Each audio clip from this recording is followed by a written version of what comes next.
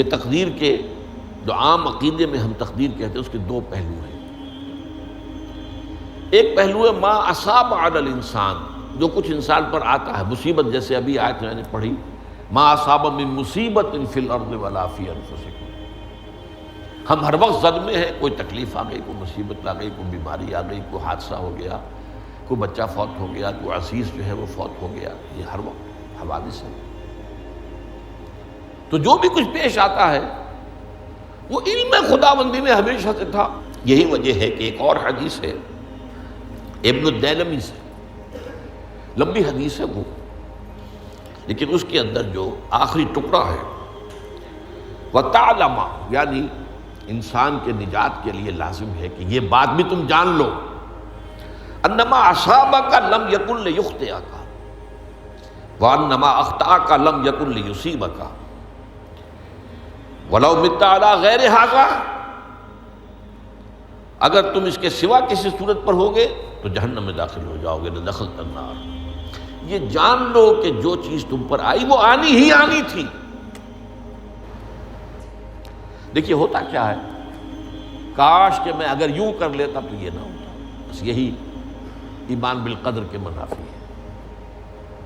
جو ہوا ہے وہ اللہ تعالیٰ کے ہاں تو پہلے سے طے تھا، ہونا ہی تھا۔ تمہاری کوئی تدبیر، کاش کہ میں اس وقت یہ کر لیتا، یہ لو، اسی لیے ایک حدیث میں الفاظ آئے ہیں ان کلمۃ لو تفتح عمل الشیطان، اس لو سے، کاش، اس سے شیطانی عمل شروع ہو جاتا ہے۔ کاش کہ یہ ہو جاتا، کاش میں یہ نہ کرتا، کاش کہ ہو جاتا، تو یہ نہیں۔ تعلم انما اصابک لم یکن لیخطئک، تو جان لے اس بات کو کہ جو چیز تم پر آئی ہے وہ ہرگز ٹلنے والی نہیں تھی۔ کوئی تدبیر تم کر لیتے، کوئی کسی وقت کوئی ہیلا کر لیتے، کوئی تم قدم اٹھا لیتے، کچھ بھی کر لیتے، وہ تو آنی ہی آنی تھی۔ وما انما اخطاک، جو چیز تم سے چھوٹ گئی، رہ گئی، نہیں ملی۔ ایک ویکنسی ایڈورٹائز ہوئی تھی، آپ نے بھی درخواست دی تھی، آپ کو نہیں ملی، اب آپ ہو کاش کہ میں نے فلاں سے سفارش کرا لی ہوتی، بس گئے۔ تو جو چیز چھوٹ گئی وہ چھوٹ جانی ہی تھی، اس میں قطعاً جو ہے کوئی شکل، کوئی تدبیر، کوئی سفارش، کسی طرح کا کوئی بھی ہیلا، کوئی جو ہے اس میں کارگر نہیں ہو سکتا تھا۔ لم یکن لیصیبک وَمِتَّ عَلَىٰ غَيْرِ ذَلِكَ، اگر تو اس کے سوا کسی کیفیت پر تیری موت واقع ہوئی، اگر یہ یقین نہیں ہے، یہ ہے تقدیر کا وہ مفہوم کہ جس کا تعلق ہے عَلَىٰ مَا أَصَابَ الْإِنسان، جو انسان کے اوپر وارد ہو رہا ہے، اس کے ضمن میں تقدیر کا مفہوم کیا ہے کہ جو ہوا ہے وہ تو ہونا ہی تھا، اس میں تو کسی شک و شبہ کی گنجائش نہیں، بالکل قطع اللہ تعالیٰ کا فیصلہ ہے۔ البتہ در حقیقت ایک دوسرا پہلو ہے، ما یفعل الانسان، وہ جو انسان کرتا ہے۔ یہاں آ کر یہ تقدیر کا مسئلہ بہت ٹیڑھا ہو جاتا ہے۔ آیا میرے اندر کوئی اختیار بھی ہے کہ نہیں؟ Do I have any free choice, یا ہر شخص پہلے سے طے ہے؟ تقدیر کا ایک عام مفہوم یہ ہے، اور اس مفہوم میں بھی بعض روایات بھی ہیں جو اس کی تائید کرتی ہیں کہ ہر چیز پہلے سے طے ہے، لکھی ہوئی۔ اور یہ جو حدیث ہم نے ابھی پڑھی ہے یہ گویا کہ اس کی ایک مثال ہے کہ وہ جو لکھ دیا گیا تھا، فرشتے نے لکھ دیا تھا، رحم مادر میں لکھ دیا تھا، شقی و سعید، یہ بدبخت ہے یا سعادت مند ہے۔ تو ایک شخص پوری عمر نیکی کے کام کرتا رہا، آخری وقت میں آ کر کوئی ایسا حادثہ پیش آ گیا کہ وہ اہل جہنم کے سے کام شروع کر دیا اور جہنمی ہو گیا۔ یا ایک شخص ساری عمر جو ہے جہنمیوں کے سے کام کرتا رہا، آخری وقت میں آ کر کوئی ایسی توفیق ملی، کچھ ایسا معاملہ ہو گیا، توبہ کر لی اور اس نے جو ہے اہل جنت کے سے اعمال شروع کر دی، ضرورت ہوگی۔ تو یہ جو ہے علی ما اصابک کا علیحدہ بات ہے، اور علی ما یفعل الانسان، انسان کیا کرتا ہے اس میں اس کی قدرت کتنی ہے، اور یہ ہمارے ہاں فلسفے کا بڑا مشکل موضوع ہے، اسی کا نام ہے جبر و قدر۔ ہمارے اسلاف میں بھی کچھ لوگ ایسے ہیں متکلمین میں سے، دیکھیے ہمارے ہاں ایک وہ لوگ ہیں کہ جو اس پر قناعت کرتے ہیں کہ جو اللہ نے کہہ دیا اور رسول نے کہہ دیا، اس سے آگے ہم مین میخ نہیں نکالیں گے، وہ محفوظ راستے پر ہوں گے۔ لیکن بہرحال انسان کو اللہ نے ایک عقل بھی دی ہے، اور یہ عقل سوالات اٹھاتی ہے، اور جو زیادہ ذہین انسان ہوتے ہیں ان کے اندر ان کی یہ مصیبت زیادہ ہوتی ہے، لہٰذا وہ تو سوچتے ہیں، کچھ نہ کچھ غور و فکر کرتے ہیں، بات سمجھنے کی کوشش کرتے ہیں۔ اس میں اب ہمارے ہاں دو طبقے ہو گئے، جبریہ قدریہ۔ ایک نقطہ نظر یہ ہے کہ انسان مجبور محض، کوئی اختیار نہیں، اور ایک یہ ہے کہ انسان قادر مطلق ہے، جو چاہتا ہے اپنے فیصلے میں مختار مطلق ہے، وہ فیصلہ کرتا ہے۔ انہیں قدریہ کہتے ہیں۔ تو جبریہ اور قدریہ ان کی بحثیں ہمارے ہیں، یہ وہی تقدیر کا مسئلہ جو میں نے کہا تھا، بحثوں میں آ کر الجھ جائے، آج تک حل نہیں ہوا، حل ہو سکتا ہی نہیں۔ اب اس کے ضمن میں علامہ اقبال کا ایک شعر آپ کو سناتا ہوں، وہ بہت اچھا لگتا ہے، بہت خوبصورت لگتا ہے شعر ہونے کے اعتبار سے۔ تقدیر کے پابند جمادات و نباتات، مومن صرف اللہ کے احکام کا پابند۔ اس میں انسان سے پابندی کی نفی کر دی گئی ہے، وہ صرف پابند ہے اللہ کے احکام کا۔ نتیجے کے اعتبار سے تو جو یہ شعر کہہ رہا ہے، جو بات وہ صحیح ہے، پابندی اصل جو ہے وہ اللہ کے احکام کی ہے، لیکن یہ کہ تقدیر کی پابندی سے انسان بھی پوری طرح آزاد نہیں ہے۔ یہ سمجھ لینا کہ یہ جمادات و نباتات ہی کا معاملہ، یہ غلط ہے، یہ مبالغہ ہے۔ ظاہر بات ہے کہ شاعر جو ہے، شاعر مبالغے سے بچ نہیں سکتا، چاہے وہ علامہ اقبال ہی ہو، کوئی بھی ہو۔ تو اسی لیے سورہ شعراء کے اندر جو عام شعراء کی جو صفات بیان ہوئی ہیں وہ آپ کے ذہن میں آ گئی ہوگی۔ مبالغہ کرتے ہیں، فی کل واد یہیمون انہم یقولون ما لا یفعلون، وہ کہتے بھی وہ کچھ ہے جو کرتے نہیں ہیں، اور یہ بات تو علامہ اقبال پر بھی چشمہ ہوتی ہے۔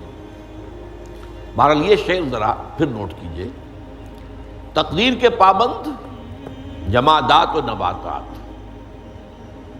مومن صرف اللہ کے احکام کا، کوئی بات صحیح نہیں۔ انسان بہت سے اعتبارات سے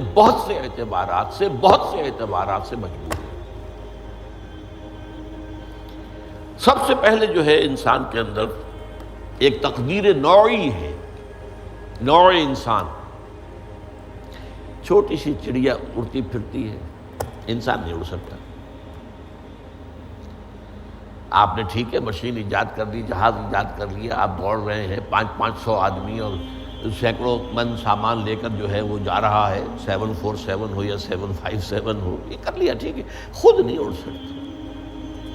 اب کیا کریں گے آپ؟ یہ تقدیر نوعی ہے، سپیشیز، ہر سپیشیز کے لیے اللہ نے ایک اندازہ مقرر کر دیا ہے، اس اندازے ہی میں رہے گا، اس سے باہر نہیں جا سکتا۔ پھر ایک تقدیر شخصی ہے۔ اب دیکھیے تقدیر شخصی کیا ہے؟ بعض اوصاف و صفات ہمیں وراثتاً ملتے ہیں، we have no choice۔ پہلے بھی یہ بات مانی جاتی تھی، آج جو ہے ذرا سائنٹیفک انداز میں ہم کہتے ہیں جینز میں چلا آ رہا ہے، وہ جینز کو کوئی بدل سکتا ہے؟ جو جینز بھی آپ کو ملے اپنے والدین کی طرف سے، وہ آپ کی شخصیت کا ظاہر بات ہے کہ فیصلہ کن طرز پر اس کو ڈھال دیتے ہیں۔ جینز ہے، پابندی ہے۔ نمبر 2 یہ کہ خاص طور پر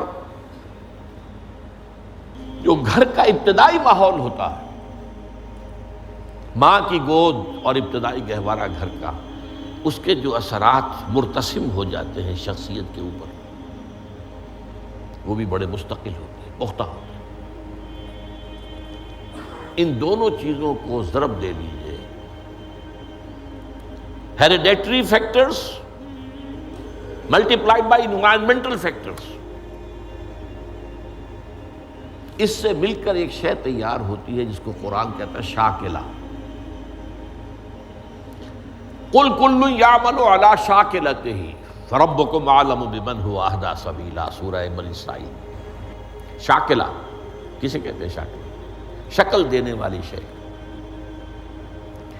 آپ کو لوہا ڈھالنا ہے، کوئی خاص پرزہ بنانا ہے، اس کا پہلے سانچہ بناتے ہیں۔ لوہے کو پگھلا کے اس میں ڈالیں گے تو جیسا سانچہ ہوگا ویسا ہی لوہا جو ہے وہ شکل اختیار کرے، اسے شاکلہ کہتے ہیں۔ یہ شاکلہ جو ہے ہر انسان کا، اس سے باہر انسان نہیں جا سکتا۔ اس کے اندر اندر سٹرگل ہوگی، اس کے اندر اندر اس کی جد و جہد ہوگی، لیکن اس کا یہ مطلب نہیں ہے کہ اس کا کوئی فری چوائس نہیں۔ فری چوائس ہے، لیکن وہ فری چوائس انہی حدود کے اندر کام کرے گا، اس سے باہر نہیں۔ اس بات کو مختلف احادیث میں حضور نے بہت خوبصورتی سے بیان کیا۔ ایک حدیث بڑی اہم ہے، بڑی اہم ہے۔ الناس کالمعادن، انسانوں کی مثال بھی معدنیات کیسی ہے۔